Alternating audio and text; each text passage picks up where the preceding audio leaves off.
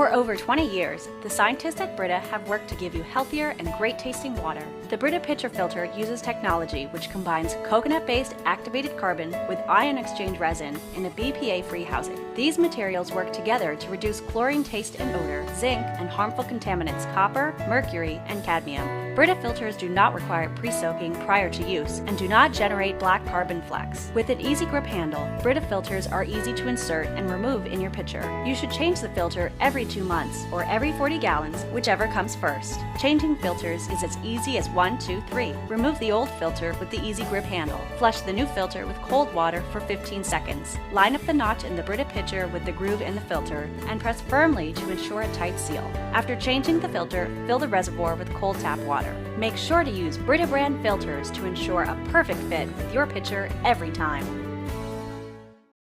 Wait, you haven't seen the best part yet. Here are some amazing offers and specials available for one time only. You can't afford to miss it.